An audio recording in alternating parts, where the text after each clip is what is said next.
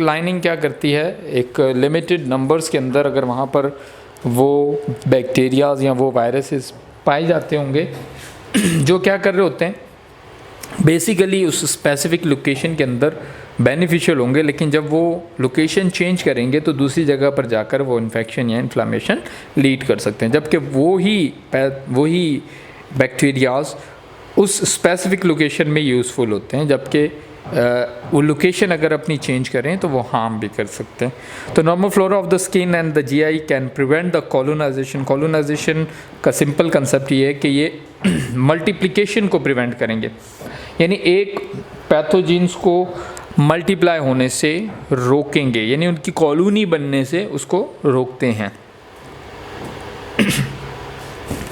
ये था हमारा first line defence mechanism. If you go toward the second line defence mechanism, तो pathogen is able to get past body first line defence mechanism and an infection starts the body can rely. मतलब अगर first line पे compromise हुआ है, वहाँ पर action properly नहीं हो पाया डिफेंस का, तो अब पैथोजन क्या है, सेकेंड लाइन डिफेंस मैकेनिज्म में चले जाएंगे।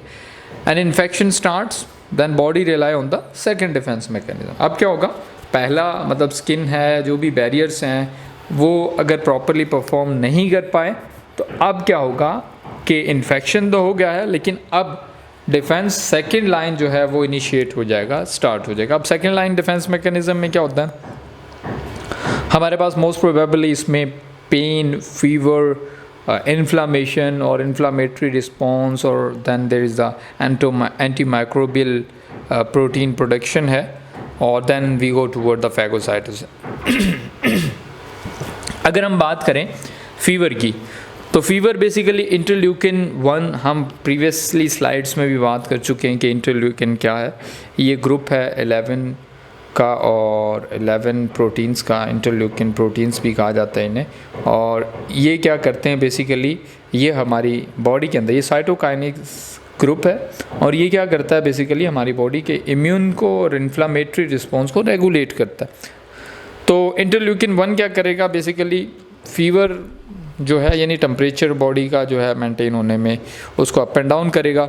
ये किल करेगा जो भी डिनेचरिंग प्रोटीन्स, यानी हमारी बॉडी के अंदर जो भी पैथोजन गए हैं उसको, मतलब जिसकी वजह से क्या होगा, जब किसी भी पैथोजन को किलिंग का प्रोसेस होगा तो वहाँ पर क्या होगा, एक्टिविटी यानी जो है मेटाबॉलिज्म या कैटाबॉलिज्म का प्रोसेस इंडिकेट हो जाएगा। तो अब उसकी वजह से क्या होगा बेसिकली, जैसे मेटाबॉलिज्म और कैटाबॉलिज्म होता है तो वहाँ से हीट प्रोड्यूस होती है। तो इन शॉर्ट यहाँ पर भी हमारी बॉडी सेल्स जो है या तो किल हो रहे हैं या किल कर रहे हैं, तो जिसकी वजह से क्या होगा, इंटरल्यूकिन 1 इंडिकेट करेगा फीवर को, और फीवर की वजह से क्या होगा, हमारी बॉडी का हीट, यानी इंटरल्यूकिन 1 की वजह से हीट इंडिकेशन होगी और वो लीड करेगा फीवर।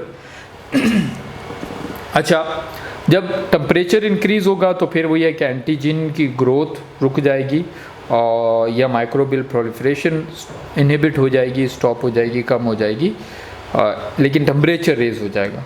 अब हम बात करते हैं, फीवर तो इंटरल्यूकिन 1 की वजह से इंडिकेट हो गया, फिर क्या होगा, ऑब्वियसली इन्फेक्शन हो चुका है, तो अब जो स्पेसिफिक एरिया है जहाँ पर इन्फेक्शन हुआ है वहाँ पर क्या होगा, टिश्यू डिस्ट्रॉय होंगे। मैंने ऊपर कहा कि ये जब टिश्यूज़ या तो किल होंगे या किल करेंगे, कोई भी बॉडी के अंदर कोई भी सेल्स डैमेज किसी दूसरे एंटीजन या एंटीबॉडी को कर रहे हैं, तो उससे क्या होगा, हीट प्रोड्यूस हो गया। अब हीट प्रोडक्शन के बाद जब सेल किल हो रहे हैं तो वहाँ पर ऑब्वियसली एक प्रोलॉन्ग प्रोसेस है कि लैक्टिक एसिड प्रोडक्शन है। लैक्टिक एसिड प्रोडक्शन की वजह से क्या होगा, पेन स्टिमुलाई इंडिकेट होगी, पेन सेंसेस आपकी बढ़ेंगी, तो वहाँ पर क्या होगा, टिश्यू डिस्ट्रक्शन की वजह से आपको क्या फील होगा, पेन फील होगा, और वहीं पर ही फिर क्या होगा, आपकी स्वेलिंग हो जाएगी।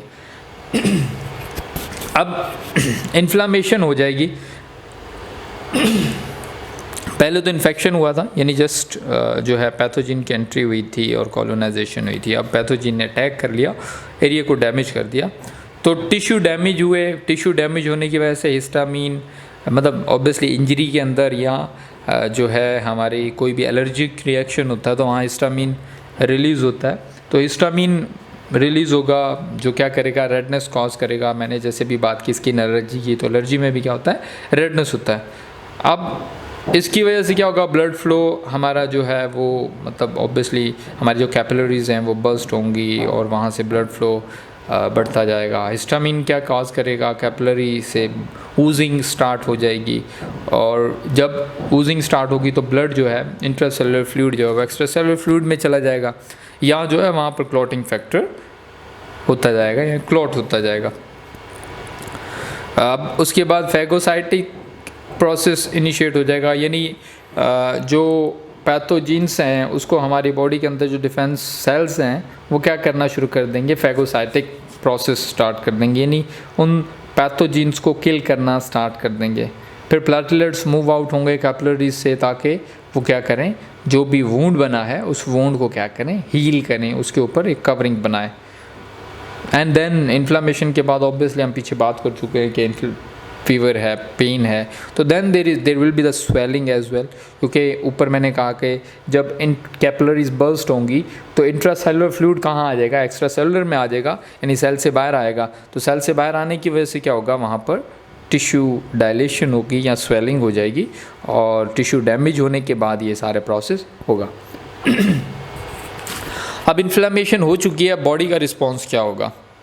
सबसे पहले हार्मफुल एजेंट्स को क्या करेगा, मतलब प्रिवेंट करेगा स्प्रेड होने से, यानी उसको एज अर्ली एज पॉसिबल कोशिश करेगा इनहिबिट करने की, कंट्रोल करने की, उसको एक स्पेसिफिक एरिया में रखने की। और डिफरेंट केमिकल्स मतलब टिश्यू रिपेयर के लिए रिलीज़ होगा और मतलब टिश्यू को एडजस्ट करने के लिए रिलीज़ होगा। अब वो किस फॉर्म में होगा कि मतलब थर्ड लाइन डिफेंस मैकेनिज़्म यहाँ पर स्टार्ट हो जाता है कि फैगोसाइटोसिस एंड मैक्रोफेजिस प्रोसेस होगा। फैगोसाइट्स क्या होते हैं कि engulfing of pathogen and contribute immunity, मतलब किसी भी पैथोजन को इनगल्फ करना, निगलना, उसको ब्रेक डाउन करना और उसके